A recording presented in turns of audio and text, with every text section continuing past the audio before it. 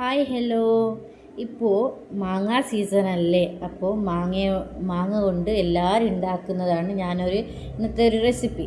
അപ്പോൾ അതിന് വേണ്ടിയിട്ട് മൂന്ന് മാങ്ങ ഞാൻ തൊലി ചെത്തി അരിഞ്ഞ് വെച്ചിട്ടുണ്ട്.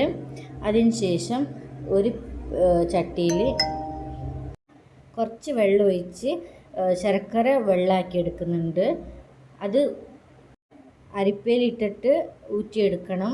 അതിന് ശേഷം ഞാൻ മാങ്ങ അരിഞ്ഞത് മിക്സീൻ്റെ ജാറിലിട്ടിട്ട് നല്ലതുപോലെ അടിച്ചെടുത്തിട്ടുണ്ട്. നല്ല പേസ്റ്റ് പോലെ അടിച്ചിട്ടുണ്ട്. അതിനുശേഷം അതിലേക്ക് കുറച്ച് വെള്ളം ഒഴിച്ചു കൊടുക്കുന്നുണ്ട്. നല്ലതുപോലെ ഇളക്കി കൊടുക്കുക. അതിനുശേഷം കുറച്ച് ഉപ്പ് ഇട്ട് കൊടുക്കുക. അതിനുശേഷം കുറച്ച് പെപ്പർ പൊടി ഇട്ട് കൊടുക്കുക. ഉപ്പും പെപ്പർ പൊടി ഇട്ട് കൊടുക്കുക. അതിനുശേഷം ഫുഡ് കളർ ഓപ്ഷണലാണ്, ഞാൻ ഒരു കളറിന് വേണ്ടിയിട്ട് ഇട്ടതാണ്, റെഡ് കളർ. അതിനുശേഷം 3 പാത്രത്തിൽ ഞാൻ നല്ലതുപോലെ പരത്തി എടുത്തിട്ടുണ്ട്. അപ്പോൾ ഇത് ഉണക്കിയിട്ട് ഞാൻ കാണിച്ചു തരാം. അപ്പോൾ അത്രയേ ഉള്ളൂ. ബായ്. ഉണങ്ങിയിട്ട് കാണിച്ചു തരാം. അപ്പോൾ അത്രയേ